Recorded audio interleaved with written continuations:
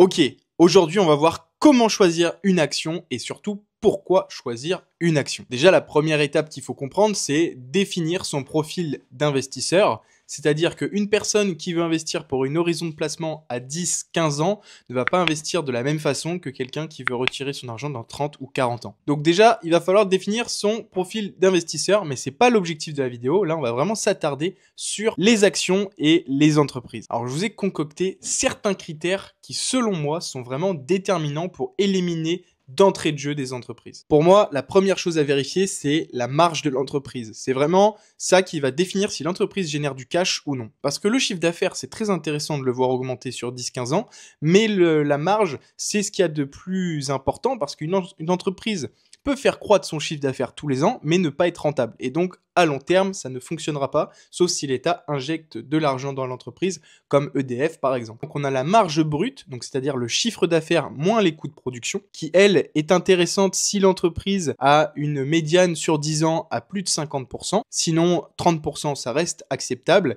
et si c'est en dessous de 30%, ça commence à être compliqué. Ensuite, nous avons la marge opérationnelle. Donc, ce sont le chiffre d'affaires moins les coûts de production et coûts opérationnels avant intérêts et imposition. Donc, une marge opérationnelle médiane sur 10 ans, aux alentours des 20%, c'est très bien. Au-dessus de 10%, ça reste acceptable. Par contre, en dessous de 10%, ça reste compliqué. Ensuite, vous avez la marge nette de l'entreprise, donc le bénéfice net, concrètement, qu'elle génère. Donc ça, c'est la stat la plus intéressante. Si la marge nette médiane sur 10 ans est supérieure à 20%, là, c'est un top indicateur.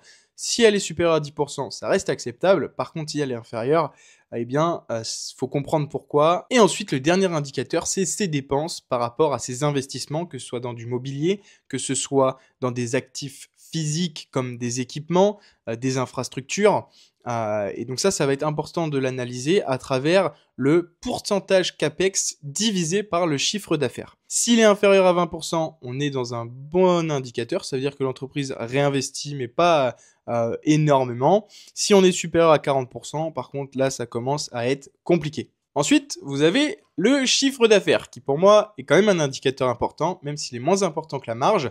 Le chiffre d'affaires, eh bien, il va falloir regarder sur un an, eh bien, si la croissance est supérieure à 8%, ça veut dire qu'on est sur une belle année et une belle entreprise. Il faut que la croissance du chiffre d'affaires sur 10 ans, eh bien, la médiane soit supérieure à 8%. Ça voudra dire que chaque année, l'entreprise fait minimum 8% d'augmentation. Et donc là, on est sur une entreprise de qualité qui a des bons rendements et qui fait augmenter son chiffre d'affaires. Bien entendu, il faut vérifier par rapport à la marge que je vous ai dit juste avant, mais le chiffre d'affaires, ça reste un indicateur solide. Un critère important, c'est aussi la croissance des free cash flow d'une entreprise. Donc, les free cash flow ou flux de trésorerie disponibles sont essentiellement l'argent que possède une entreprise après avoir payé toutes ses dépenses nécessaires pour maintenir et développer ses activités. Donc, si l'entreprise a une croissance des free cash flow sur un an supérieure à 8%, on est sur une entreprise de forte qualité, à fort intérêt, puisque après avoir dépensé tout ce qu'elle a dépensé, finalement, toutes ses charges, eh bien, elle augmente ses flux de trésorerie. Et là, c'est intéressant. Et c'est souvent corrélé à la marge nette et au chiffre d'affaires. Bien sûr, ce qui est intéressant de regarder, c'est pas seulement sur un an, mais c'est toujours sur une échelle un peu plus long terme, donc sur 10 ans par exemple. Si la médiane de la croissance des free cash flow est supérieure à 8%, ça veut dire que chaque année, l'entreprise est capable d'augmenter ses free cash flow de 8%, et à ce moment-là, on est quand même sur un business de qualité. Un indicateur que j'aime bien regarder, c'est le dividende. Si une entreprise verse un dividende, eh bien, pour moi, ça reste très intéressant, car vous avez un rendement supplémentaire, mais attention, parce que le dividende est directement imputé sur le cours de l'action. Si par exemple demain vous avez une action à 100 € et qu'elle distribue un dividende à 5%, c'est-à-dire 5 €, eh bien le lendemain de la distribution du dividende, l'action ne coûtera plus que 95 €. Et donc par rapport au dividende, ce qui est intéressant de regarder, c'est sa croissance du dividende sur une période donnée. Et donc, ça indique si l'entreprise peut augmenter le dividende sur 10 ans, par exemple. Donc, ça veut dire qu'elle a plus de cash et qu'elle peut financièrement aider les investisseurs ou du moins récompenser les investisseurs. Moi, ce que j'aime bien regarder, c'est la croissance du dividende sur 10 ans et de voir si la croissance médiane est supérieure à 8%. Et bien là, on est sur un top indicateur. Ça veut dire que chaque année, l'entreprise est capable d'augmenter le dividende de 8%. Bien entendu, s'il est supérieur à 8%, eh bien, on va pas se plaindre, c'est génial. Un autre indicateur qui est intéressant, c'est pas seulement regarder sur 10 ans la croissance du dividende, mais c'est aussi de voir quand est-ce que le dividende a été interrompu, et s'il a été interrompu, pourquoi.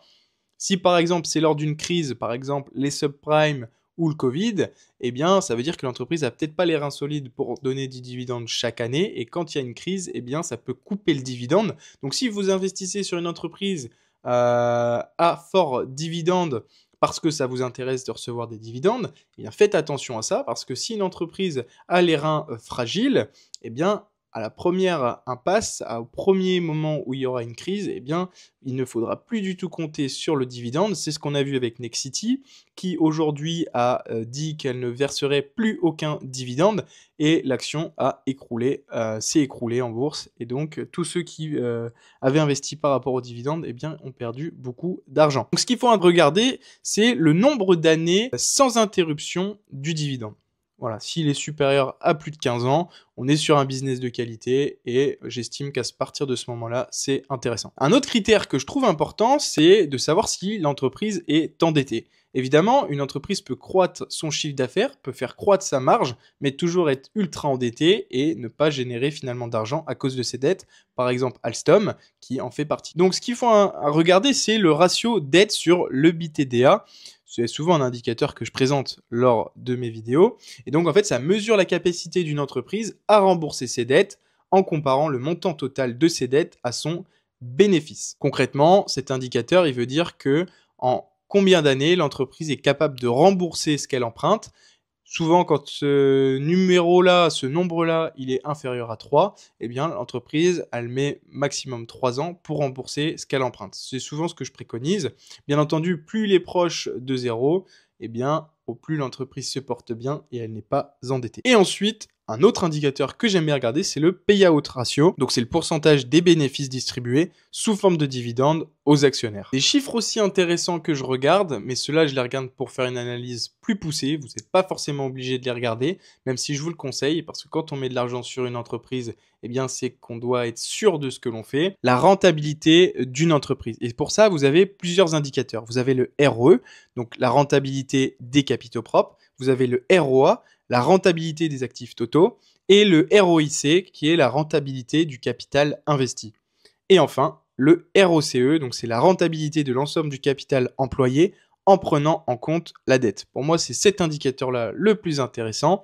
Et si vous avez un ROCE sur 10 ans médian qui est supérieur à 20%, eh bien, ça veut dire que l'entreprise est très rentable et elle a un business qui est profitable. Donc c'est vraiment ces indicateurs-là que je vais mettre en avant lors de mes recherches. Les autres indicateurs qu'on peut regarder, c'est bien entendu le PER, donc le Price Earning Ratio, qui est en fait qui permet de savoir si on paye une entreprise chère par rapport à ce qu'elle distribue. Si vous êtes dans le secteur du luxe, ça peut arriver que par exemple Hermès, LVMH, Ferrari, on est à des PER très élevés, aux alentours des 50-55. Sur d'autres secteurs d'activité, on est sur des PER à 8 ou 10, par exemple, dans l'énergie. Donc, c'est un ratio qui est intéressant à regarder, mais il faut le comparer avec ce qui est comparable. Ne pas comparer du Hermès avec du Total, par exemple. Donc, voilà vraiment ce que je regarde pour comparer une action. La prochaine vidéo, ce sera sur comment analyser une entreprise. Donc là, on regardera vraiment l'aspect business, l'aspect ce que l'entreprise fait, comprendre dans quoi elle investit, sur quelle zone géographique elle est diversifiée. Là, on s'est vraiment attardé sur l'action. Moi, je différencie vraiment analyser une action, analyser une entreprise, et puis après, analyser finalement la partie technique, donc c'est-à-dire le graphique. Mais on va voir ces 3 étapes-là dans 3 vidéos distinctes. J'espère que cette vidéo t'aura plu pour comprendre un petit peu comment analyser une action. Et je ferai une vidéo de toute façon mini formation sur la bourse où on prendra des exemples concrets. Là, c'est vraiment sur l'aspect théorique. Je pense que je ferai une session formation là-dessus sur l'aspect pratique, mettre peut-être 2 ou 3 entreprises qu'on analyse ensemble. Mais ça, c'est à discuter sur les prochaines vidéos. Voilà, j'espère que ça t'a plu. Si ça t'a plu, n'hésite pas à mettre un like, c'est vraiment l'indicateur que je regarde. Et si tu as des idées d'amélioration ou des idées de vidéos, n'hésite pas à les proposer dans les commentaires. C'était Alexandre, salut!